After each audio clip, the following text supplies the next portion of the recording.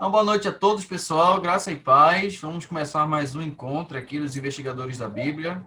Sejam bem-vindos todos que já se encontram aqui.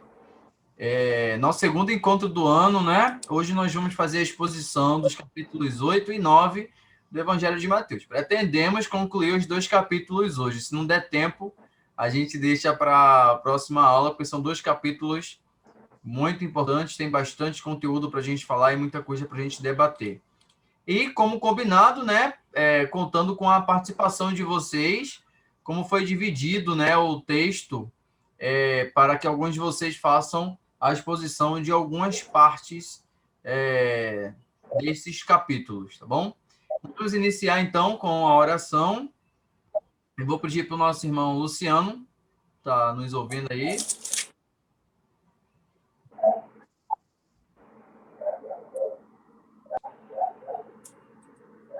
Pode orar, por favor. Senhor, nós agradecemos a Ti pela Sua graça, favor e misericórdia. Nós sabemos que o Seu grande amor e a Sua muita bondade nos trouxe aqui. Por graça e por misericórdia, perdoaste todos os nossos pecados. E por conta do Teu grandioso nome, ó Deus, nos trouxeste até aqui para que conheçamos mais do Senhor. O Senhor nos chamou, nos predestinou, nos justificou. E agora, ó Deus, está nos santificando um pouco mais para sermos um pouco mais semelhantes a Cristo, aquele que é digno. Senhor, ajuda-nos nessa caminhada de complicada e que todas as barreiras de convicções que estejam prontas em nossos corações sejam agora, pela Tua palavra, acabados, Senhor. Que pela Sua grandiosa verdade possamos entender um pouco mais do que significa temer a Ti e Te amar de todo o coração, com toda a alma, com toda a força e com todo o entendimento. Ilumina a nossa consciência pelo Teu bendito Espírito, ó Deus, para que possamos amar os Teus preceitos, guardar as Tuas leis e meditar nelas de dia e de noite. Ó Deus, peço a Ti a graça pelos meus irmãos e que o Senhor, pela Tua imensa bondade, possa nos ajudar a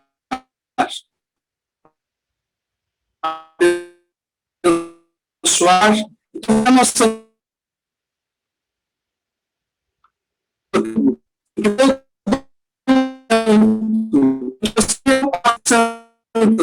Deus. Tu falas coisas tão certas como montanhas. Tu falas coisas que são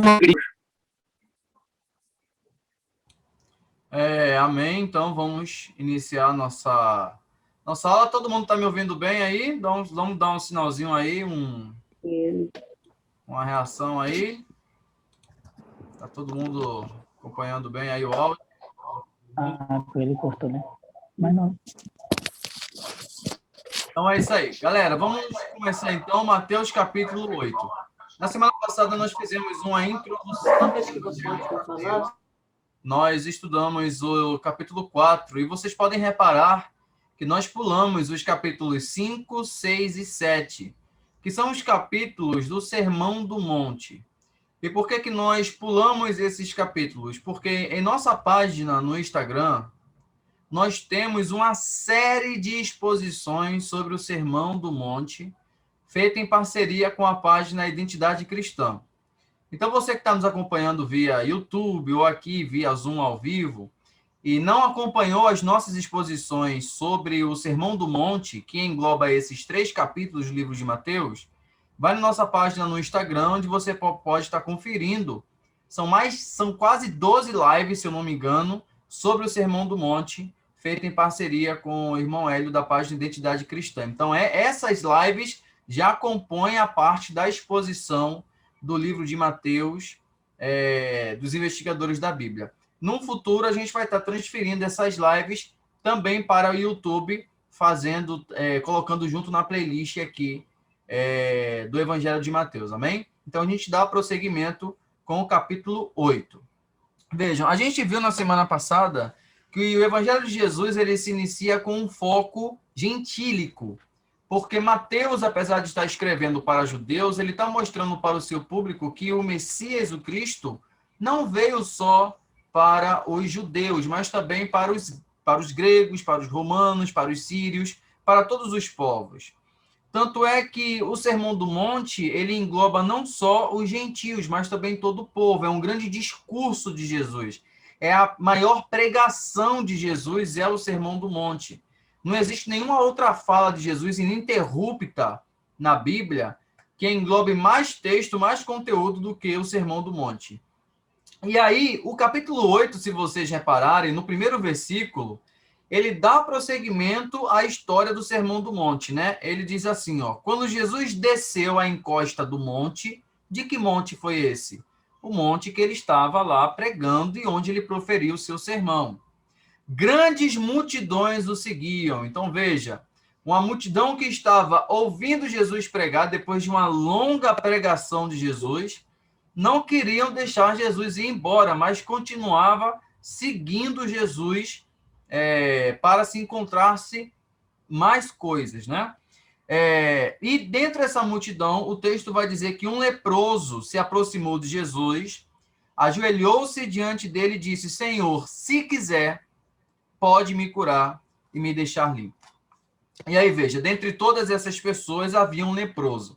E algumas coisas vai nos chamar a atenção, né? O primeiro é que, veja, Jesus aqui ele está se direcionando para quem os judeus ortodoxos chamavam de ovelhas perdidas da casa de Israel. Quem eram as ovelhas perdidas da casa de Israel? Era todo aquele judeu que não habitava na cidade de Jerusalém, que não habitava ali nas regiões da Judéia, que habitavam pela Galiléia, Samaria, cidades gentílicas, cidades gregas ou romanas, que os judeus ortodoxos, fariseus, saduceus, os sacerdotes não consideravam os judeus de verdade, chamavam eles de ovelhas perdidas, porque não cumpriam, eles pensavam e diziam que não eram cumpridores exatos da lei. Apesar de que muitos rabinos moravam na região da Galiléia e frequentavam sinagogas, eram mestres da lei, tá? Mas que sempre estavam presentes no templo em ocasiões festivas. E quando Jesus está se direcionando para esse público, ele está também, de certa forma, virando as costas para aqueles que se consideravam os grandes, para aqueles que se consideravam os mais sábios, os mais abençoados por Deus. E aí, no meio dessa multidão de pobres, de ricos, de pessoas de todas as classes, todos os níveis que estavam seguindo Jesus, aparece um leproso. O que é interessante é que esse leproso não devia estar ali, porque havia uma multidão ali. E o leproso era alguém contaminado, era alguém impuro. Alguém que, de acordo com a lei mosaica, deveria estar de quarentena, recluso. Mas aquele homem estava ali no meio de uma multidão, com certeza se escondendo, ouvindo Jesus e querendo algo de Jesus. Porque certamente se ele fosse descobrido leproso, a multidão iria afastá-lo, se não apedrejá-lo. E aí ele faz um pedido, né, para Jesus, que é o que nos chama a atenção. Ele fala para Jesus: se quiser, pode me curar e me deixar limpo. A questão do leproso, ela nos faz refletir sobre a submissão à vontade de Deus.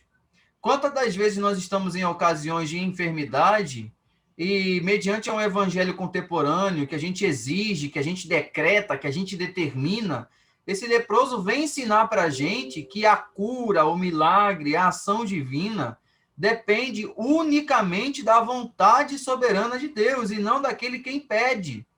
Eu posso pedir 1, 2, 3, 4, 5 vezes, mas se Deus não quiser, ele não vai me curar. Então, tudo depende da vontade de Deus. Então, era da vontade de Cristo que aquele leproso se curasse. E ele vem nos ensinar esta lição, de que, embora a nossa enfermidade seja grave e seja só Deus que pode curar, né? No caso, a lepra, a hanseníase, qualquer doença de pele, para a época era algo constrangedor, né? Em algumas ocasiões do Antigo Testamento, a lepra era sinônimo de castigo divino. Vamos lembrar do que aconteceu com Gease, né? Então, o povo tinha aquela ideia, aquela generalização de que todo leproso era amaldiçoado. Todo leproso estava pagando por algum pecado. E não era assim. Não é porque Deus puniu alguns com lepras no Antigo Testamento que todo leproso era a maldição de Deus. Mas as pessoas no seu ideário, no coletivo, pensavam dessa forma. Então aquele homem vem nos ensinar que em meio à humilhação, em meio à enfermidade, tudo depende da vontade soberana de Deus. E aí no versículo 3, Jesus estendeu a mão e tocou nele e disse: eu quero. Seja curado e fique limpo. E no mesmo instante o homem foi curado da lepra. Veja que Jesus aqui ele não usa de nenhum artifício, ele não toca no homem, ele não tem contato físico, ele cura somente através da sua palavra. Por quê? Porque o homem foi pedir a cura, intercedeu a cura, mediante a vontade de Deus, se quiser. Então Jesus responde com o verbo, eu quero, e aquele homem fica limpo instantaneamente. E aí, falando, né, de cerimonialismo, veja, Jesus, que estava começando a ser perseguido pelos fariseus, pelos saduceus e pelos sacerdotes, e que muitas das vezes foi acusado de não cumprir a lei, agora vai exigir daquele homem que ele obedeça à lei. Ele diz, não conte isso a ninguém, vá e apresente-se ao sacerdote para que ele o examine. Leve a oferta que a lei de Moisés exige. Isso servirá como testemunho. Então, veja, essa evidência da realidade do Messias e que ele não se opunha à lei de jeito nenhum, muito pelo contrário, ele veio cumprir. O que a lei exigia? Veja, depois de que alguém era curado da lepra, essa pessoa tinha que oferecer uma oferta, né? Que a lei de Moisés exigia, e o sacerdote tinha que atestar que aquela pessoa foi curada. Isso desde a época de Moisés, né? Vamos lembrar que Miriam, depois que passou 7 dias de leprosa, passou por esse procedimento, e todo aquele que era curado da lepra passava por esse procedimento. Veja, aquele homem não precisava de atestamento nenhum, Jesus já tinha curado ele, todos aqui estavam ali, viram que ele foi curado, mas Jesus ainda assim exige que ele vá até Jerusalém. Esse milagre acontece lá na região da Galileia, a muitos quilômetros de Jerusalém. Jesus exige que ele compareça ao templo diante do sacerdote para que a mensagem da cura chegue em Jerusalém antes mesmo do Messias adentrar pelas portas daquela cidade. Então veja que aquele homem, ele já anunciou o evangelho em Jerusalém mesmo antes de Jesus entrar, reivindicando ser o Messias. Então, ele foi um pregador, uma espécie de testemunho. Como Jesus ele diz aqui, isso servirá como testemunho. Então, ele antecede a chegada de Cristo, porque com certeza aquele homem em Jerusalém daria testemunho do seu milagre, da forma, da maneira e por quem ele foi curado, né? E aí, então, ele se apresenta ao sumo sacerdote como determinava a lei de Moisés. Vocês podem ver isso em Levítico, capítulo 14, onde está escrito essa lei para que as pessoas se apresentassem ao sumo sacerdote. Então, essa é o primeiro milagre de Jesus no Evangelho de Mateus. Esse é o primeiro milagre. E é um milagre direcionado para pessoas desprezadas, para as pessoas marginalizadas. E Mateus está querendo mostrar isso com o seu Evangelho, que Cristo veio justamente para essas pessoas, as que não se achavam nada e não aquelas que se achavam ser alguma coisa e não eram. Então, essa é a primeira grande mensagem. E o que é mais interessante é que Mateus ele vai editar o seu livro com 10 milagres de Jesus, 10 sinais, entre o Sermão do Monte até a sua prisão e o sermão da vigilância, que começa em Mateus 24. Vejam, 10 sinais. Isso nos lembra dos 10 sinais que Deus mostrou através de Moisés lá em Êxodo. Então, mais uma vez, Mateus está reaproximando Jesus de Moisés. O seu livro do Êxodo, em que Jesus, depois de ser batizado e passado pelo deserto, manifesta os sinais de Deus. Da mesma forma, quando Moisés foi apresentado como profeta, Deus fez através de Moisés 10 sinais, 10 maravilhas.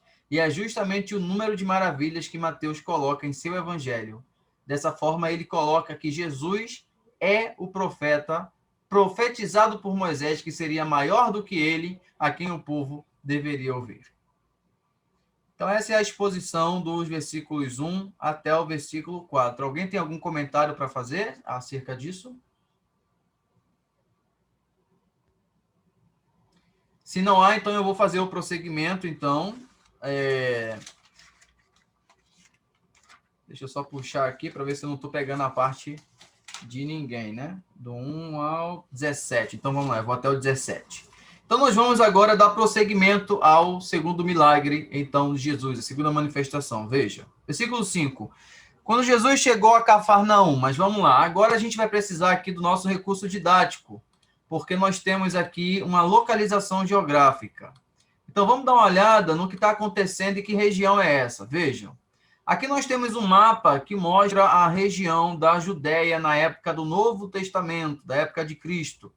Se vocês olharem para cá, vocês vão ver aqui, ó, a região da Judéia, aqui embaixo, onde a capital era Jerusalém, e a região onde Jesus iniciou seu ministério, Galileia, essa região aqui, ó, onde tem várias cidades.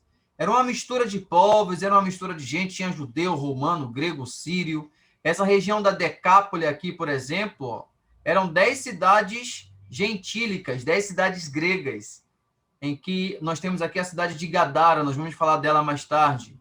E Jesus, ele está exercendo seu ministério inicialmente aqui, ó, em Cafarnaum, nessa cidade aqui, ó. Eu vou tentar aproximar aqui o mapa aqui, ó, ótimo, para vocês darem uma olhada. Então, vejam que essa região aqui, que Jesus está exercendo o seu ministério inicial. Então, veja que a região aqui de Cafarnaum, de Genezaré, essa é a região em que ele está exercendo o seu ministério inicialmente.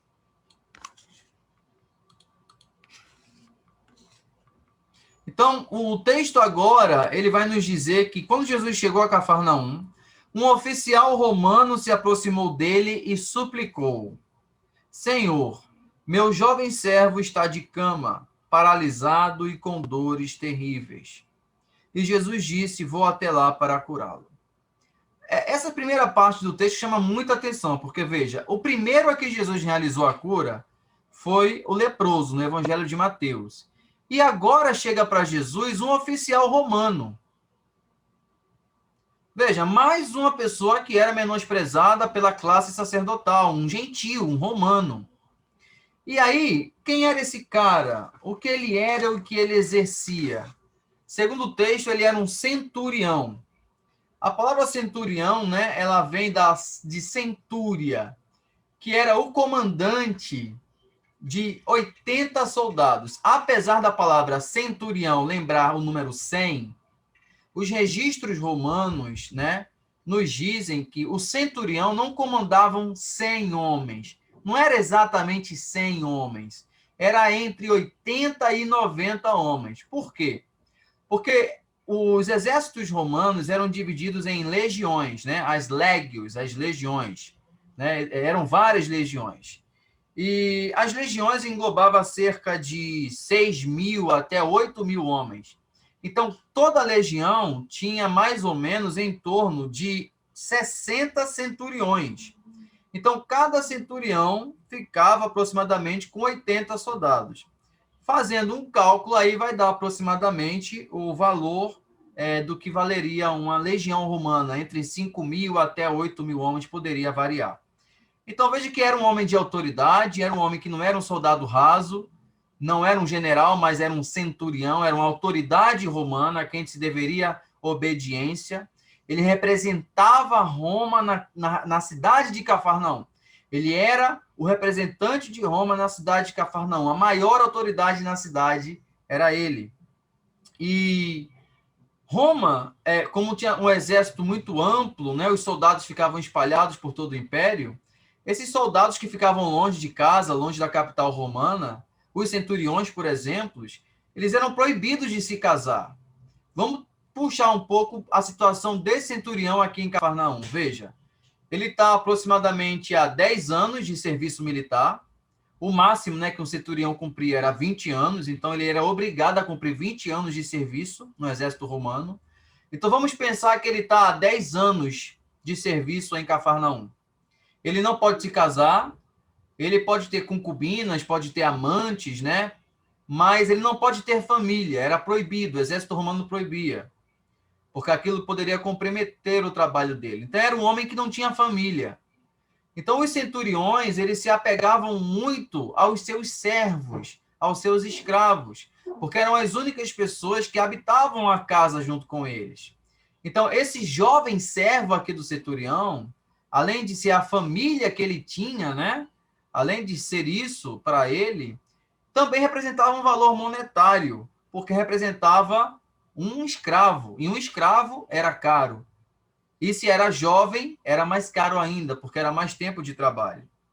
Então, veja, o centurião era um homem poderoso, era um homem rico, era um homem com um bom salário, mas um homem sozinho em relação à família. E aí, o seu jovem, o seu servo, ele fica enfermo. O que faz a gente pensar? Por que uma autoridade romana ia se preocupar tanto com um escravo? Por causa justamente das condições pelo qual um centurião romano vivia. Ele não tinha família, ele não tinha companhia. Então, aquele jovem, aquele servo, era tudo o que ele possuía em sua casa. Então, é muito fácil da gente pensar nisso e ver isso no texto, a forma como esse centurião se dirige a esse jovem, a esse servo. Algumas traduções vão dizer que era filho do centurião, né? O meu filho. Mas isso é um equívoco, é muito provável que não seja o filho, porque os registros históricos nos mostram que os centuriões não tinham famílias, né, nesses lugares.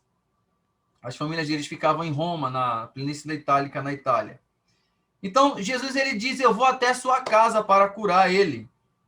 Mas o oficial surpreende Jesus agora. São raras as vezes que a gente pode dizer que Jesus foi surpreendido na Bíblia. E essa ocasião foi uma das poucas em que Jesus foi surpreendido pelo centurião, né? E aí o oficial responde Jesus dizendo, Senhor, não mereço que entre em minha casa. Veja o contraste do centurião com os sacerdotes do templo. Basta uma ordem sua e meu servo será curado. Sei disso, porque estou sob autoridade e de meus superiores. E tenho autoridade sobre meus soldados. Ou seja, ele não era maior do que todo mundo, mas também não estava lá embaixo. Ele tinha superiores, mas também tinha subordinados. Só preciso dizer vão, e eles vão. Ou venham, e eles vêm. E se digo a meus escravos, faça isso, eles os fazem. Olha, quando Jesus ouve isso, e aí a gente pode sentir o texto e a surpresa de Jesus, ficou admirado e disse aos que os seguiam, eu lhes digo a verdade, que jamais vi fé como esta em Israel. Jesus não está só se referindo ao tempo de vida dele, não. Ele está dizendo que desde que Israel foi fundado, esse homem demonstrou a maior fé que um ser humano poderia demonstrar em Deus. Não veio de um judeu, não veio de um israelita, não veio de um samaritano, veio de um soldado romano, a quem os judeus esperavam que o Messias viesse libertar do jugo militar, político. É exatamente esse soldado romano que é o maior exemplo de fé, segundo as palavras do próprio Cristo, em toda a história de Israel. Agora, por que as palavras desse soldado, desse centurião romano, são tão fortes e impressionou Jesus de tal maneira? Porque ele está dizendo, ele está colocando Jesus numa condição de autoridade, numa situação de autoridade maior do que tudo. Veja, ele está dizendo, eu sou homem de autoridade. E eu mando e os soldados obedecem, eu digo e os escravos obedecem. E se o Senhor mandar uma enfermidade ir embora, eu sei que ela vai. Ou seja, ele está reconhecendo Cristo como Senhor das enfermidades, Senhor dos homens, Senhor do universo. Por que do universo? Porque Jesus estava num ponto X e o servo estava no ponto Y, então tinha uma distância. Então, ele está dizendo que a autoridade de Jesus não é limitada a um espaço físico, ela engloba todo o universo. Então, aquele homem está depositando uma fé em Cristo que muitos judeus jamais depositaram. E que talvez muitos de nós pecamos em depositar. Então, essa é a fé que admira a Cristo. Essa é a fé que chamou a atenção de Cristo. E que talvez os judeus que estavam ali com Jesus na hora ficaram escandalizados porque o Messias judeu está dizendo que a maior fé de Israel foi de um romano. E aí ele continua dizendo: e também lhes digo, muitos virão de toda parte, do leste e do oeste, se sentarão com Abraão, Isaque e Jacó no banquete do reino dos céus. Ou seja, assim como esse homem é romano, muitos virão de outras partes do mundo e se sentarão no banquete com Abraão, Isaque e Jacó. Mas muitos para os quais o reino foi preparado serão lançados fora na escuridão, onde haverá choro e ranger de dentes. Então Jesus disse ao oficial romano: volte para casa, tal como você creu, assim acontecerá. E o jovem servo foi curado na mesma hora. Então veja que realmente é uma passagem que nos chama bastante atenção. E que as palavras do centurião são muito fortes e a palavra de Jesus são muito fortes. Ele reconhecer que Jesus tem autoridade sobre todas as esferas existentes. E que ele, como centurião, estava debaixo da autoridade de Jesus. Rafael.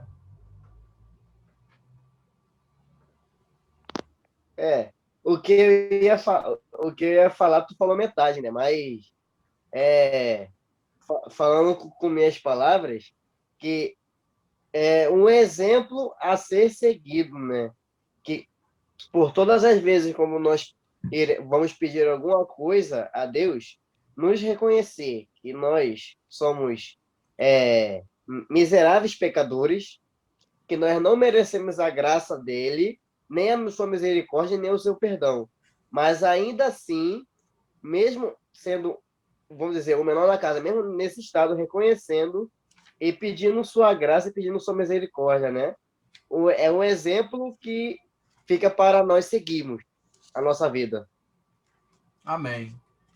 E aí, pessoal, para finalizar essa primeira parte da exposição, a minha fala, os versículos 14 até o 17. Quando Jesus chegou à casa de Pedro, viu que a sogra dele estava de cama com febre. Jesus tocou em sua mão e a febre a deixou. Então ela se levantou e passou a servi-lo. Ao entardecer, trouxeram a Jesus muita gente possuída por demônio. Ele expulsou esses espíritos impuros com a simples ordem e curou todos os enfermos. Cumpriu-se desse modo que foi dito pelo profeta Isaías: levou sobre si nossas enfermidades e removeu nossas doenças. Olha, Mateus citando o Antigo Testamento para comprovar para os judeus que estão lendo que Jesus é aquele que foi prometido lá no Antigo Testamento. Essa citação aqui é de Isaías 53, versículo 4, tá bom? O que foi profetizado. 3 detalhes que eu quero falar aqui muito rápido. A sogra de Pedro. Algumas pessoas acreditam que ela passou a servir Jesus, a seguir Jesus, a ser uma discípula, quando foi curada por Jesus, por causa do texto no versículo 15, que diz que ela se levantou e passou a servi-lo. Algumas traduções aparecem e começou a servi-lo. Então, pode ser que ela serviu Jesus ali naquela ocasião, com comida, com alimento, ou passou a servir Jesus como discípula de Jesus, através daquela cura. A segunda é que Pedro não poderia ser o primeiro papa, né, nem primeiro padre, porque ele era casado. E como a gente sabe disso? Porque tinha sogra, né? E não tem como não ser casado e não ter sogra, né? Acontece o contrário. Às vezes a pessoa é casada e não tem sogra, mas ser casado e não ter sogra aí, né, ter mulher e não ter sogra e não ter mulher, aí já é outra coisa. E a terceira coisa que eu quero falar aqui é sobre essa questão de Jesus expulsando os espíritos imundos com uma simples ordem. A autoridade de Jesus sobre as esferas espirituais. Veja que Jesus não dialogava com os demônios. São raras as ocasiões em que Jesus tinha um rápido diálogo com o espírito maligno, mas para comprovar a sua autoridade. E não para ter um diálogo de bate-papo, como algumas igrejas hoje fazem, em que o demônio é entrevistado, parece até uma entrevista de emprego antes de ser expulso da pessoa, né?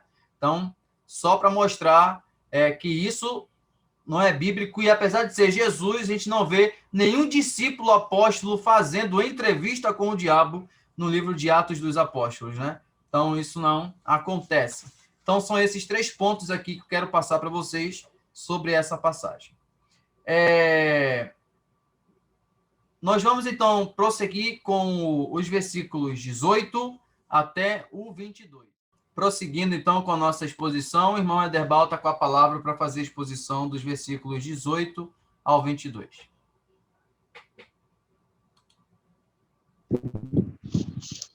Graças a paz, boa noite a todos. Como o professor já mostrou aí, agora nos versículos, melhor dizendo, no capítulo 8 de Mateus, do Evangelho de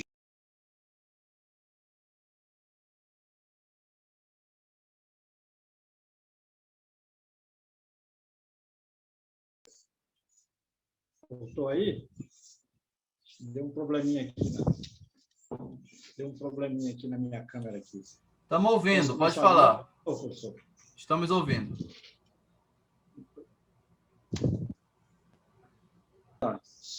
Os versículos 18 a 22 é uma interrupção na sessão de milagres que foi exposta aí pelo professor Rogério. Aí nós vamos ler aqui os versículos. Vendo Jesus muita gente ao seu redor, ordenou que passassem para a outra margem. Então, aproximando-se dele um escriba, disse-lhe: Mestre, seguir-te-ei para onde quer que fores. Mas Jesus lhe respondeu: As raposas têm seus covis e as aves do céu ninhos, mas o Filho do Homem não tem onde reclinar a cabeça. E outro dos discípulos lhe disse: Senhor, permite-me ir primeiro sepultar meu pai. Replicou-lhe, porém, Jesus: Segue-me e deixa aos mortos o sepultar os seus próprios mortos. Agora, vamos detalhar aqui que Lucas vai fazer menção a essa mesma passagem aqui, só que lá em Lucas existem 3 personagens e o primeiro personagem, Lucas, oculta quem ele é. Aqui em Mateus nós vemos que Mateus o identifica como um escriba.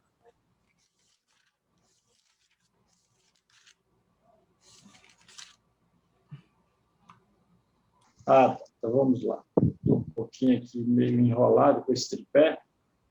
Então tá. Então nós vemos aqui no versículo de número 18 a questão que os discípulos, né, naquela época, em geral, agiam como servos de seus rabinos. Eles seguiam ordens práticas que diziam respeito ao trabalho do mestre e da sua escola, e aprendiam seus ensinamentos. Então, a questão do contexto subsequente, nós vamos ver, como já foi exposto, e eu não estava presente, né, porque comecei agora, no Evangelho de Jesus, escrito por Marcos, no capítulo 4, né, que Jesus sempre pede, nessas ocasiões em que existem muitas multidões, para que tenham sempre um barco de prontidão. E é isso que eles fazem aqui, obedecendo a ordem de Jesus. Nos versículos 19 a 20, nós vamos ver bem, vai nos chamar a atenção. O mais comum era que os discípulos escolhessem os próprios mestres. Né? É o que nós vemos aqui no versículo de número 19.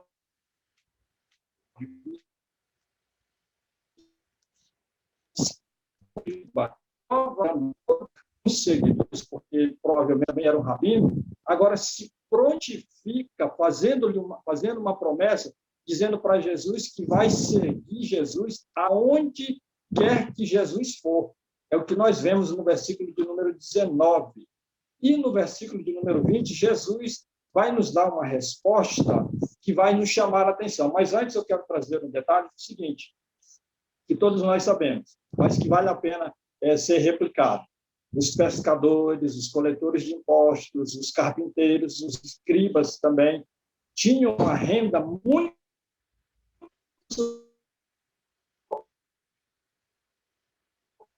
do trabalhador de campo. Isso que quem está fazendo essa promessa de seguir a Jesus, aonde quer que ele for, é um escriba. Aí nós vamos ter aqui também a questão da pobreza involuntária tem a ver com o chamado de Jesus, né? Que conclama, que chama, que convoca seus seguidores a uma vida sacrificial, dando ele o exemplo, sendo ele o exemplo. Então, nós vamos ver também, na resposta de Jesus, comparações com o reino animal, na questão das raposas, na questão das aves. Nós vamos ver isso lá no Antigo Testamento, em alguns salmos. E os detalhes de que, naquele tempo lá, existiam muitas raposas, e essas raposas tinham as suas moradas, muitas das vezes, no chão. E isso nos vai remeter que Jesus, desde o seu nascimento, nem foi aceito. Os seus pais, a sua mãe, não teve aonde ter a concepção do nascimento de Jesus. Então, olha a implicação da promessa que o escriba, em um primeiro momento, ele faz dizendo relacionado a Jesus. Aí nós vamos ver, versículos 21 a 22. Uma das responsabilidades mais básicas, que agora parte desse discípulo, versículos 21 a 22, mais básicas do primogênito, tanto na cultura grega quanto na cultura judaica, era o sepultamento do pai. Quem não cumprisse essa obrigação corria o risco de se tornar um pária no vilarejo. O primeiro enterro, logicamente, ocorria depois da morte da pessoa, e os membros da família, juntamente com essa pessoa, o primogênito, não ficariam do lado de fora do cortejo fúnebre conversando com o rabino ou os rabinos, né? E o que acontecia? No período de reclusão e luto, logo após a morte do pai. Aí, o que acontece? Alguns vão defender que o foco aqui, na verdade, é o que é conhecido, é o que acontecia, como é chamado, o segundo enterro. Ou seja, 1 ano após o primeiro, quando a carne já havia se desprendido do esqueleto, após o apodrecimento, o filho retornaria para enterrar novamente os ossos, depositando-os em uma caixa especial e guardando-a em um compartimento na parede do túmulo. Então, é possível, assim, que o filho, nessa narrativa, estivesse solicitando uma espera de 1 ano. Outros ainda vão observar que, nas línguas semíticas, a frase "permite que antes eu vá sepultar meu pai" é uma maneira de solicitar um período de espera até que se cumpram todas as obrigações de um filho, mesmo que o pai não esteja morto. Observe aí o detalhe sobre as implicações de seguir Jesus, que é o que acontece nesses versículos que interrompem a sequência de milagres. Vamos prosseguir aí. No entanto, apesar dessas interpretações às exigências de Jesus, soava como uma afronta sem precedentes, pois exigia, né, no caso do Jó, que a pessoa desse total prioridade ao mestre, em detrimento da responsabilidade maior de um filho para com o seu pai. Isso, né, num primeiro momento, horrorizou os ouvintes, pois, como vimos na tradição judaica, honrar pai e mãe, era um dos maiores mandamentos. Portanto, seguir Jesus à custa do enterro do próprio pai teria sido considerado desonra ao seu progenitor. Aí, aqui, para encerrar, eu trouxe as implicações do discipulado. Vamos trazer para nós aqui. Geralmente se ouve um evangelho deturpado, que não é o mesmo que está na Bíblia, ou seja, que não existe renúncia, que tudo dá certo, que não haverá mais problemas, etc. e etc. A declaração do escriba, né, não parece ser falsa num primeiro momento, né, em que ele faz a promessa de seguir Jesus, mesmo ele talvez tendo seus seguidores, como eu disse agora há pouco. Agora, a resposta de Jesus é que vai nos trazer à tona ou à luz que as intenções dele não eram tão nobres assim, né? E o que pode ter lhe dificultado, num primeiro momento, em que faz a sua promessa, de entender as implicações do discipulado, ou seja, renúncia, sacrifício, trabalho, sofrimento. Aí eu quero ir encerrando dizendo o seguinte: nós, como costumamos apresentar o Evangelho? Existe uma forma que ela não está de todo errada. Observe bem, a forma como nós costumamos apresentar o Evangelho. Deus ama você e tem um plano maravilhoso para a sua vida. Esta frase, de certa forma, ela não está errada. Mas observe como Cristo começou o seu ministério em Marcos, que eu não vou ler, vou citar a referência, capítulo 1, versículo 15. E Pedro também, logo após o Pentecostes, em Atos, capítulo 2, versículo 37 e 38. Aí, portanto, para nós, ao pregar o Evangelho, devemos sempre começar com a pecaminosidade do homem e chamando ao arrependimento, implicando assim em renunciar a si mesmo e mudar a direção para Deus. Amém? Obrigado aí, Deus abençoe a todos. Gente, glória a Deus, ótima exposição do nosso irmão Ederbal. Muito obrigado, irmão. Pontos muito esclarecedores, né? Esse final foi perfeito aí.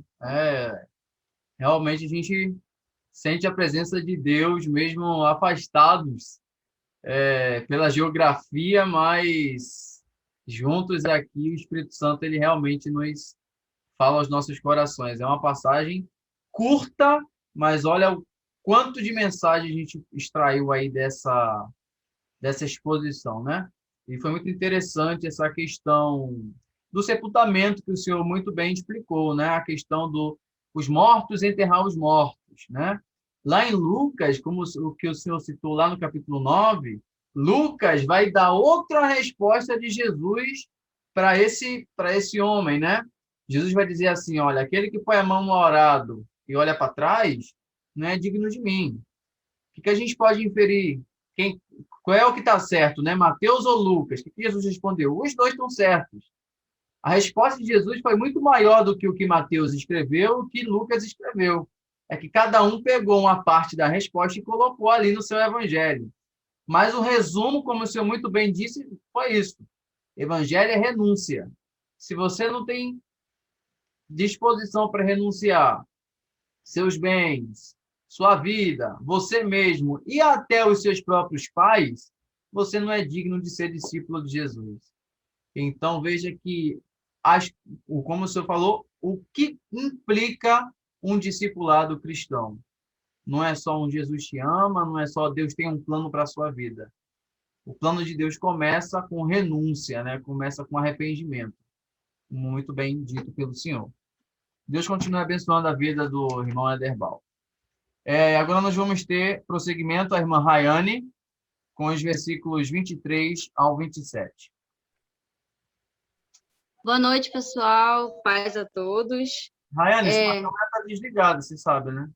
Pode ficar desligada, não? É porque para a exposição tem que ligar para aparecer, senão fica estranho no vídeo. Eita, Glória. Não tem problema, não. Já foi. Vamos lá. Jesus acalma a tempestade. Eu vou ler do verso 23 até o verso 27. A gente teve também essa passagem logo no capítulo no livro de Marcos, né? E tá, eu acho que até mais explícita. Para quem quiser ler depois, tá no capítulo 4, Marcos 4, quando fala sobre a mesma passagem que está em Mateus. E está uma forma bem mais explicada. Mateus está bem resumido. Vamos lá. Em seguida, Jesus entrou no barco e seus discípulos acompanharam. De repente veio sobre o mar uma tempestade violenta, com ondas que cobriam o barco. Jesus, no entanto, dormia. Os discípulos foram acordá-lo, chamando: Salve-nos, Senhor, vamos morrer. Por que você... Aí Jesus responde, né? Por que vocês estão com medo? Perguntou ele. Como é pequena a sua fé? Então levantou-se e repreendeu o vento e o mar, e houve uma grande calmaria. Os discípulos ficaram admirados. Quem é este homem? Diziam eles. Até o vento e o mar lhe obedecem. Como é bem resumida mesmo essa passagem aqui no livro de Mateus, não tem tanto o que falar, né? Porque se vocês quiserem bem mais explicado, a gente vai no outro estudo de Marcos, que a gente falou bem mais sobre o assunto, né? E teve também mais tempo. Aqui a gente vê a soberania de Deus acima da natureza, acima de todas as coisas. E como os discípulos de Jesus estavam fracos, embora eles estivessem perto, vendo todos os milagres que aconteciam, todas as coisas que eles ficavam admirados, ainda assim faltava fé para eles. Não é diferente da gente, né? A gente vê tantos milagres, tantas coisas que, mesmo assim, nós esquecemos do quão poderoso nosso Deus é. E foi exatamente assim que aconteceu com os discípulos. Eles acordaram Jesus, perguntando se Jesus não se importava com eles, né? Você sempre se preocupa, não, se a gente morrer nessa tempestade, você se salva, e a gente? Então, era realmente o que a gente sente todos os dias, né? Desespero. Mas Jesus logo perguntou, na verdade, como questionou, né? Como é pequena a sua fé?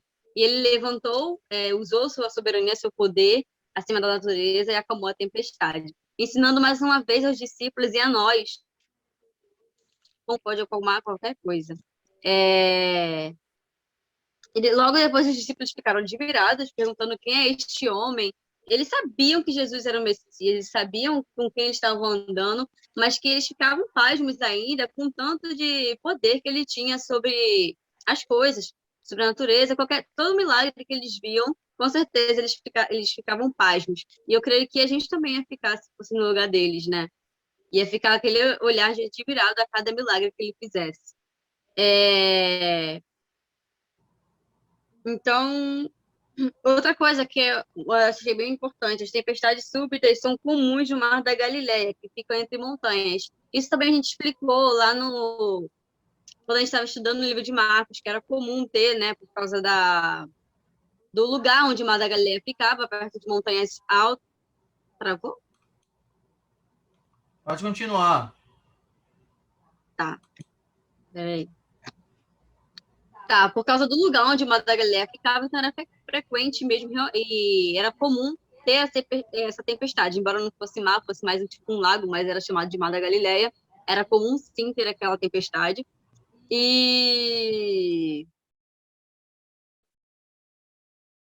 Ah, tá. Então, tá vendo? Era ao redor de montanhas. Então, o que acontecia? Tinha as áreas mais altas, que as áreas mais altas são as áreas mais frias, e as áreas mais quentes, né? Então, elas se juntavam e acabavam acontecendo realmente a tempestade. A gente já comentou isso, já no livro de Marcos. Embora não seja um mar, né, que tem aquele... Geralmente, a tempestade, né, vai ter mais em lugares abertos, mar abertos, mas e sim havia essa colisão de energias que acontecia esse fenômeno de tempestade. Então, era muito comum, e eles se desesperaram em relação a como eles iam ficar, né? E foi aí que mostrou mais uma fraqueza de fé nos discípulos. E como era comum mesmo, assim como seria comum a gente. E é isso, gente. Eu não tenho muito o que falar, e eu creio que essa passagem ele remete muito o que aconteceu com os discípulos remete muito a gente o que faria também, mas que ele nos ensina que ter fé é o melhor, né? E a gente não pode julgar os discípulos pelos que eles fizeram, porque eu acho que a gente agiria do mesmo jeito, né? E que a gente possa ter mais fé em relação à soberania de Deus, em relação não só à natureza, mas em todas as coisas que ele faz. Amém. Tem algumas imagens que vocês podem ver que está passando aqui na tela, né? Essa que está parada aqui. É uma pequena explicação, né? De como, apesar do Mar da Galileia ser um lago gigante, né? Vocês podem ver isso aqui pela... Opa, deixa eu abrir aqui. Pelo gráfico aqui, né? Vejam, é um lago, né? Lembra até o formato do continente africano. É um lugar muito propenso a tempestades, né? E tempestades severas, em que poderia acontecer um desastre. E nós temos aqui, né, uma pequena explicação de como a corrente fria se encontra com a corrente de ar quente, em que há um atrito que causa a ventania, que causa as tempestades ali que eram frequentes no Mar da Galileia, né, como um vento impetuoso. Mas o que eu quero frisar aqui rapidamente é um contraste muito rápido entre a palavra de Jesus para os seus discípulos e o que Jesus disse para o oficial romano. O oficial romano admirou Jesus com sua fé, enquanto que os discípulos de Jesus foram repreendidos pelo seu mestre por causa de sua fé pequena. Então, veja o contraste que Mateus está fazendo. Esse texto também é uma ótima bala para a gente colocar naquela calibre 12 ou calibre 66, que a Bíblia tem 66 livros, então a gente fala calibre 66, contra os críticos da Bíblia que dizem que a Bíblia é um livro inspiracionista, que todo o enredo foi tramado para criar uma história sobre Cristo, sobre Jesus, em que os discípulos foram homens super-homens, né? Chamados por Jesus para criar uma nova religião. Veja, Mateus, o cara que está escrevendo isso aqui, estava no barco, tremendo de medo, quase chorando, ou se não chorando, e duvidando de sua fé no Filho de Deus. Enquanto que o oficial romano demonstrou a sua fé, mesmo com a distância. E as duas passagens são sobre autoridade. Na passagem do oficial romano, a autoridade é sobre a enfermidade. Aqui, a autoridade é sobre o clima. O oficial romano creu que Jesus tinha autoridade. Os discípulos não creram que Jesus tinha autoridade.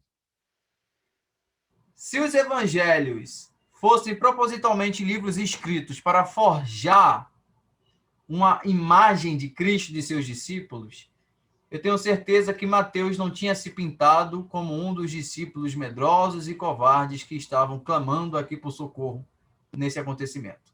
Enquanto que um inimigo dos judeus é aclamado como um homem de maior fé na história de Israel. Então veja que o evangelho está aqui para mostrar a verdade nua e crua. E que verdade é essa? De que aqueles homens que andavam com Cristo tinham que aprender com um oficial romano que era desprezado pelas autoridades religiosas judaicas. Essa é a verdade nua e crua. E é isso que o evangelho ele quer mostrar para a gente, a verdade como ela é, e não enfeitando com fábulas ou coisas que inexistem. Prosseguindo, só para mostrar para vocês que essa tempestade ela ocorreu em uma viagem de Jesus, quando ele saiu de Cafarnaum e se direcionou para a região de Gergesa, essa região aqui, ó. Prestem bastante atenção, porque a exposição do Ebert vai falar sobre isso. Veja, Jesus ele saiu daqui de Cafarnaum, pegou o barco e fez essa rota aqui até a região de Gergesa, ou Gerasa, ou Gadara, como você queira chamar.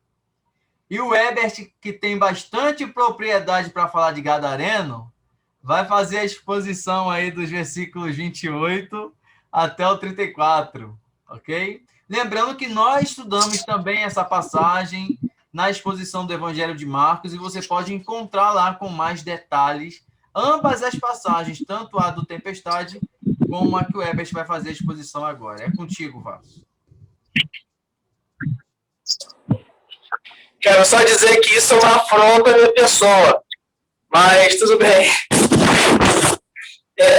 Graça e paz a todos. Está todo mundo me ouvindo bem? Amém. Tá? Seu Amém. tempo está sendo Tá bom. cronometrado, tá?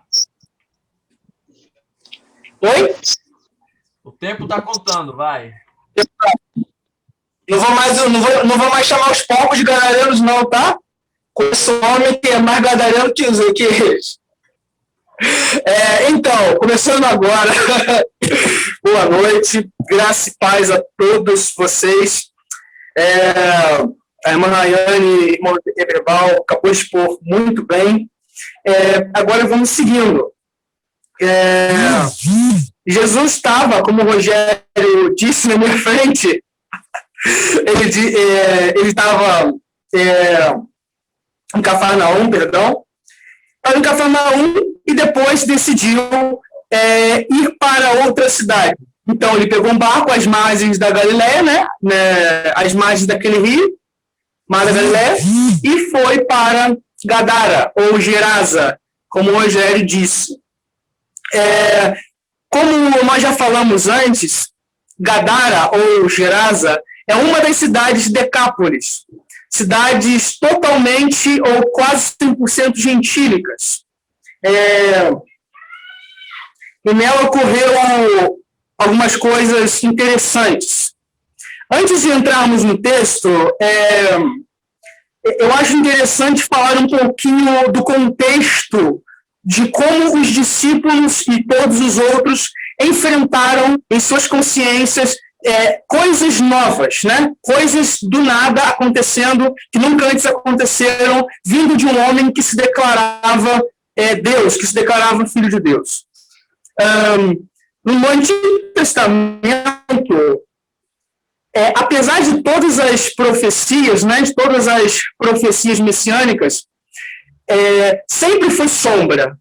Sempre foi sobre sombras que se tratavam as profecias, falando que haveria de vir alguém que ia ser assim, assim, assim, assado. Quando Jesus Cristo veio, e ele tomou forma humana, e ele assim cumpriu todas as coisas que ele cumpriu, profecias, a lei, né, a justiça da lei, tudo aquilo ali nunca antes tinha acontecido desde o início do planeta. Uma pessoa que cumpre toda a justiça de Deus, que vive perfeitamente, nunca antes tinha entrado no planeta. Nunca. Só Adão e Eva mesmo foi por pouco tempo. E essa pessoa era completamente distinta de todas as outras. Só que Cristo, por sua vez, ele não era apenas homem, um homem perfeito. Ele era Deus, homem. A sua divindade, juntamente com a sua humanidade, só vale lembrar que Jesus tornar-se homem foi uma adição, né? Não foi uma subtração. Ele não diminuiu, apenas foi uma subtração, apenas, né, apenas adicionou alguma coisa. Mas todas as ações dele para os discípulos eram sempre inesperadas e fantásticas. Nós vemos isso em todas as passagens que os discípulos estavam vendo as ações de Cristo. A Rayane, ela falou quando Jesus acalmou a tempestade, e aquilo ali para os discípulos foi tão impressionante, porque apesar de crerem que Jesus era o Filho de Deus e tudo mais, a consciência de uma pessoa que está conhecendo Cristo, ainda mais pela primeira vez, ela precisa ser alargada para que conheça mais. Então, agora vamos perceber uma coisa sensacional. Os discípulos tinham visto várias expulsões de demônios. Jesus começara o seu ministério já há algum tempo, ele já tinha feito muitos milagres, tinha expulsado muitos demônios, como o irmão Rogério disse nos versos anteriores, ele tinha feito tudo isso. Só que sempre vai ser fantástico alguma coisa que Cristo faça. Sempre vai ser incrível. Vamos entrar no texto. Tendo ele chegado à outra margem, a margem de Gerasa, a irmã Rayane falou uma coisa interessantíssima e que é muito fato. A cidade, né, as cidades em torno da Galileia, e o interessante é que essa parte onde Cristo estava perto tinha também um penhasco. Nós vamos descobrir isso ainda mais a fundo, mais à frente ao texto. a terra dos Gadarenos. Vieram-lhe 2 endemoniados saírem sepulcros, e a tal ponto furiosos que ninguém podia passar por aquele caminho. E eles gritaram: que temos nós contigo, ó Filho de Deus? Antes do tempo? Ora, estava pastando, não longe deles, uma grande manada de porcos. Lá em Marcos, capítulo 5, a partir do verso 10, vai falar também sobre a história desses homens. Só que é interessante que todos os registros, se eu não me engano, também Lucas também menciona isso, ou talvez seja João, eu não sei bem, não lembro bem. Todos eles, ao passo que falam de 2, apenas mencionam a ação de um. Falam um mais profundidade, como se um dentre os 2 se sobressaísse mais. E é interessante falarmos que tinham demônios em si.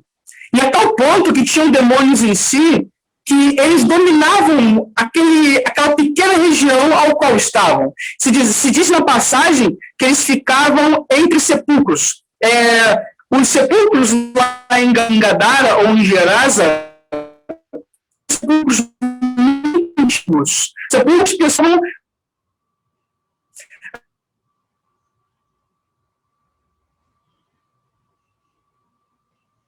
esses sepulcros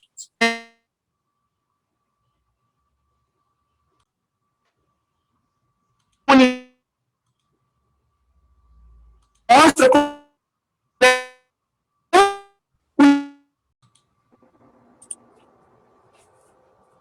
tudo bem, gente?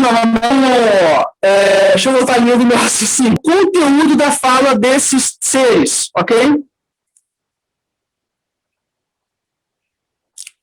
É bom analisar o conteúdo da fala desses seres. Esses seres, na verdade, parecem ter mais conhecimento de Deus, muito mais do que algumas pessoas hoje que dizem-se cristãs. Eles disseram: que temos nós contigo? Viestes atormentar antes do tempo? Primeira coisa, eles tinham consciência de que seriam atormentados em algum tempo. A condenação é tão certa para os demônios, os anjos caídos, como Deus é vivo. Deus pronunciou a sua decisão e eles não vão ter uma forma de escape para fugir da ira vindoura. E eles sabem disso. Tiago vai nos dizer que os demônios acreditam em Deus e temem, coisa que, infelizmente, nós precisamos fazer mais vezes. A forma como esses demônios reagem à fala de Jesus, a forma gramatical no grego, né, como está escrito, denota certo tipo de desespero, certo tipo de exclamação onde parece não haver esperança para uma saída. É basicamente isso que eles estão fazendo. Toda a decisão do que ocorrerá do momento em que eles falaram com Jesus de diante cabe somente a Cristo decidir. Essa forma gramatical de escrita coloca totalmente nos ombros do Filho de Deus, Jesus Cristo, a decisão totalmente soberana do que está para acontecer. Eles sabiam que Jesus tinha autoridade, não só sobre o mar, bem como também sobre eles.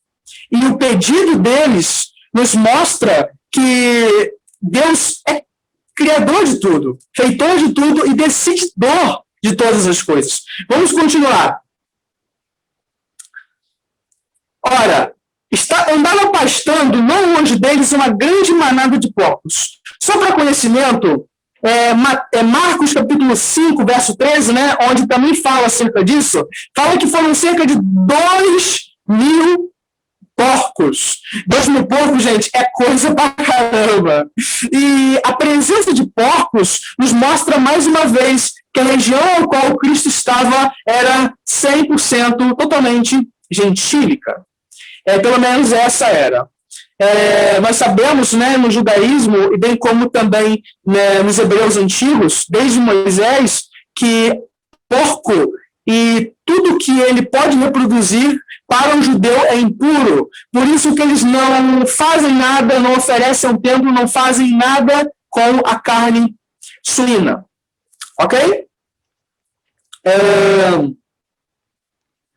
Verso 31.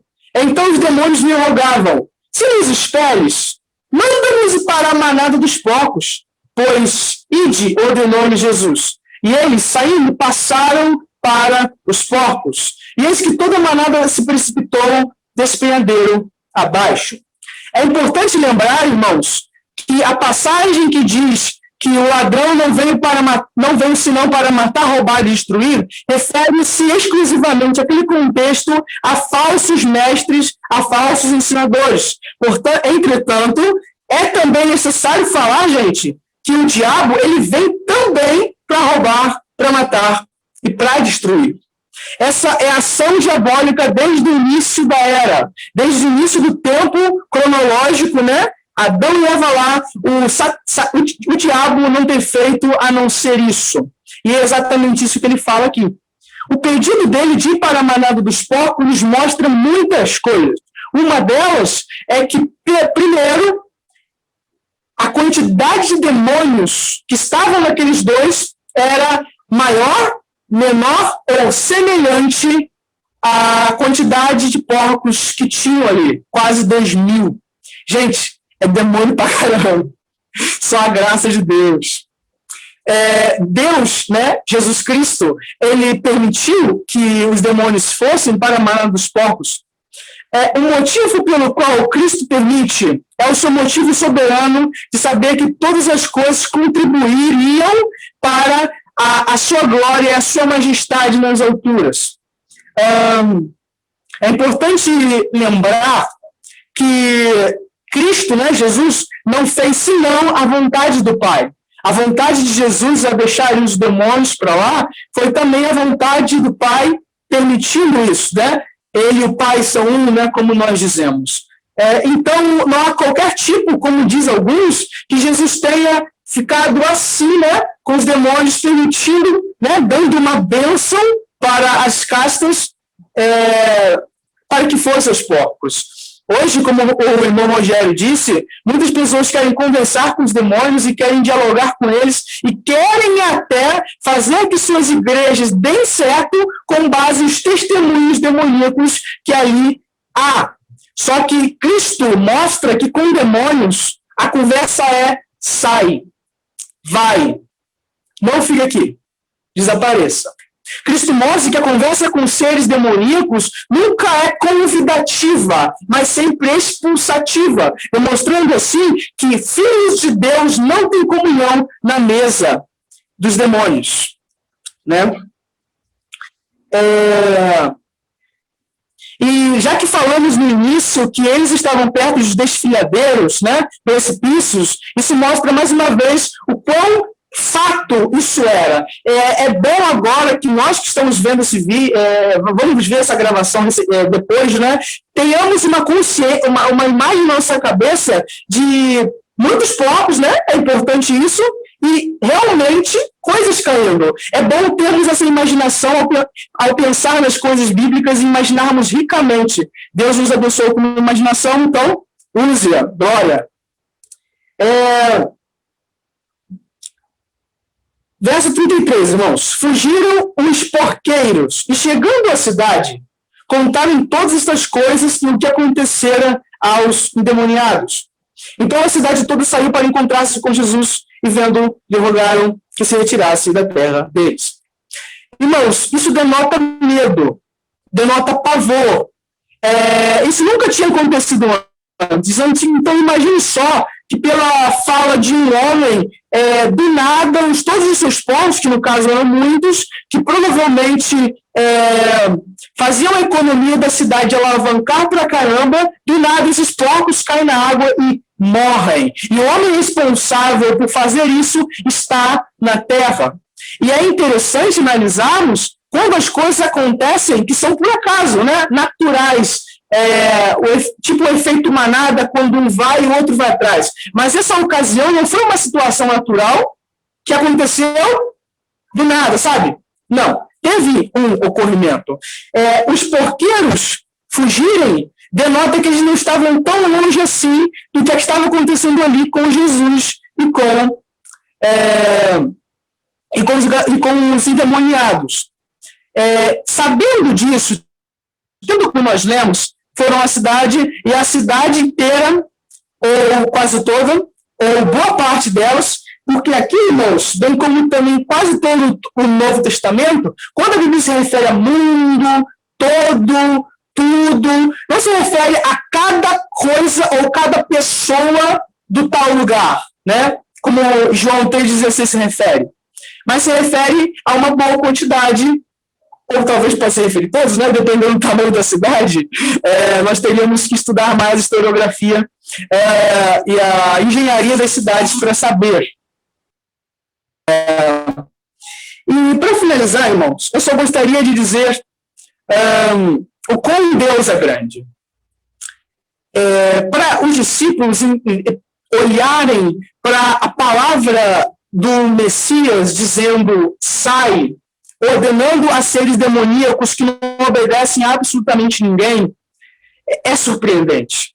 Lá em Atos, se eu não me engano, eu não sei o verso agora, mas lá em Atos vai dizer quando um endemoniado estava lutando contra 7 judeus exorcizadores, eles falaram assim para os judeus que estavam exorcizando: conheço a Paulo, quer dizer, sei quem é Jesus, sei quem é Paulo também, mas e vocês, quem são? Então os demônios não se submetem a nada, não são seres que obedecem autoridades que não são vindas de Deus. Não só foi surpreendente para eles, como que também deve muito. E é surpreendente para a gente. Isso nos lembra da completa autoridade de Deus acima de cada átomo e ser que há em tudo que foi criado. Tudo aquilo que ouve, tudo aquilo que pode pensar e ter consciência é dirigido e comandado pela soberania toda absoluta de Deus. Ele mandar demônios é apenas uma pequena parte da soberania que ele exerce. Temos que lembrar também, no nosso dia a dia, temos que lembrar também na nossa vida conjugal, na nossa vida no trabalho, na nossa vida onde situações ruins acontecem, coisas difíceis acontecem, que Deus é grande, soberano. Só para finalizar mesmo, porque o tempo já está nos convidando, esses dias nós falamos lá na igreja, na EBD passada, há 2 semanas atrás, uma coisa muito interessante. O meu irmão falou acerca daquele versículo, todas as coisas cooperam para o bem daqueles que amam a Deus. Então ela ficou pensando, por uma fala minha, né? Ela ficou falando, não, realmente nós temos períodos onde estamos lá, estamos cá, e nós períodos que tudo está mal, e períodos que tudo está bem. Aí outra irmã concordou. Teve uma coisa que foi falada, que eu falei, que foi realmente muito interessante. À luz de Romanos capítulo 5, verso 3 em diante, aliás, verso 4 em diante, realmente tudo produz coisas boas para a gente. À luz disso, tudo aquilo que é ruim produz algo bom. Então, nunca há um momento aqui, porque na visão de Deus sempre estamos progredindo para se conformar à imagem de Cristo. E Deus é soberano sobre isso. Que possamos tirar isso como lição em nome de Jesus. Amém. Obrigado, Herbert, pela sua palavra aí, exposição. Uma outra visão, né, sobre essa passagem dos endemoniados gadarenos. Um detalhe, né, que o Herbert citou é sobre a diferença de números de endemoniados. Mateus é o único evangelista que fala que foram 2 endemoniados. No relato de Marcos e de Lucas, eles dizem que foram apenas um só, né? A gente fala sobre isso no vídeo aula da exposição do Evangelho de Marcos, capítulo 5. Então, se você quiser sanar essa dúvida se eram 2 e se era 1, eu recomendo você aí assistir nossa exposição de Marcos 5. Eu não vou responder aqui porque eu vou deixar esse dever de casa aí para quem quiser assistir lá depois e ver a explicação sobre o número correto de endemoniados, né? Mas a questão é que haviam endemoniados e que Jesus expulsou os seus demônios. Para a última exposição da noite, o irmão Rafael vai estar agora expondo Mateus capítulo 9, versículos de 1 a 8, fechando então a nossa série de exposições essa noite. Boa noite a todos, graça e paz do nosso Senhor Jesus Cristo. Glória! Vocês, né? Vamos lá. Uma passagem breve e rápida que Mateus, ele resume, bem resumidamente mesmo. Se você quiser mais detalhes, você vai encontrar na nossa aula de Marcos, né? Que já tivemos já sobre a mesma passagem, onde você vai ver a história bem mais detalhada, né? Mas vamos lá para a leitura e a exposição. Entrando no barco, ele passou para o outro lado e foi para a sua própria cidade. Ele trouxeram um paralítico deitado no leito. Ponto. Jesus aqui, ele já tinha saído lá da outra cidade, ele já tinha pegado o barco e já tinha voltado com os discípulos para Cafarnaum. Ele já tinha feito toda a viagem de volta. Sem tempestade dessa vez. Sem tempestade dessa vez, né? E no livro de Marcos, vai dizer que Jesus estava dentro de algum lugar, ensinando, pregando. Rafael, desculpa. Tenta falar um pouco mais alto, que seu áudio está muito abafado para mim. Tá ouvindo melhor? Tá. Beleza. Aí, e Marcos vai dizer que a casa estava tão cheia que esse povo, para poder levar esse paralítico, tiveram uma grande ideia para poder fazer isso. Eu não vou dizer qual foi a ideia, porque é lição de casa para o pessoal ir e assistir o livro de Marcos, e assistir a exposição bíblica. Mas eles trouxeram o paralítico para que Jesus possa curá-lo. Exatamente isso. Vendo Jesus, de tão grande a fé, disse ao paralítico: tem bom ânimo, meu filho, os teus pecados estão perdoados. Mas alguns escribas diziam consigo: está blasfemando. Mas Jesus, conhecendo os seus pensamentos, disse: por que pensais mal dos vossos corações? O que é mais fácil dizer? Teus pecados estão perdoados? Ou dizer: levanta-te e anda? Mas para que saibais que o Filho do Homem tem na terra autoridade para perdoar pecados, disse então ao paralítico: levanta, toma o teu leito e vá para casa. Ou seja, Jesus, ele na hora ele não disse exatamente ao paralítico para curar. Porque quando Jesus ele orou para o paralítico, ele fez como se fosse aquele raio-x. Ele olhou não só o estado físico do paralítico, mas o seu estado espiritual. Ele olhou direto para o seu coração e notou que estava precisando de sua misericórdia, de sua graça.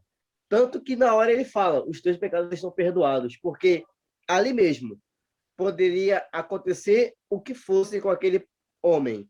Ele poderia morrer ou não. Só que, pelo fato da graça e da misericórdia de Deus ter alcançado ele, ele iria ser salvo. Né? E a gente vendo mais um dos episódios dos doutores e escribas afrontando Jesus, né?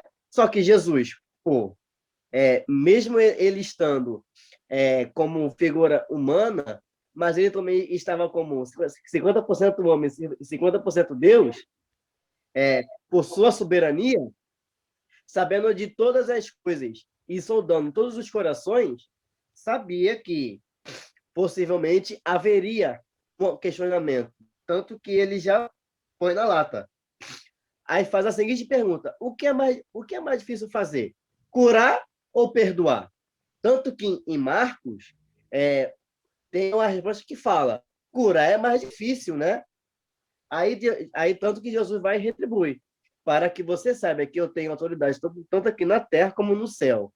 Eu perdoo os seus pecados e ainda lhe dou a cura. Ou seja, é Jesus fazendo o impossível parecer possível, né?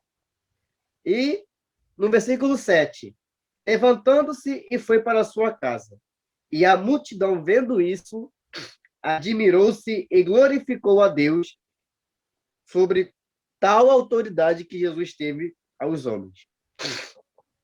Essa passagem nos ensina que Jesus tem toda a autoridade em todas as coisas. Ele tem toda a autoridade na terra. Ele tem toda a autoridade no céu. E nada para Deus ou para Jesus é impossível. Até o impossível se torna possível. E também nos ensina que não somente precisamos de uma cura física, mas de uma cura espiritual. Muitas vezes nós pedimos alguma coisa a Deus, física, e toda hora, e a única coisa que a gente precisa e necessita pedir é algo espiritual. Só que nós não pedimos, mas como Deus olha e sonda o nosso coração, ele já detecta o que era para ser detectado e ele rapidamente faz a ação mais gentil da parte dele, que é curar a nossa parte espiritual, curar o essencial, limpar o nosso coração. É claro que, se for da vontade dele fazer duas coisas, como ele fez com o paralítico, ele fará, mas já sabendo que o melhor presente ou a melhor coisa que ele pode fazer para nós é nos entregar a sua graça e a sua misericórdia.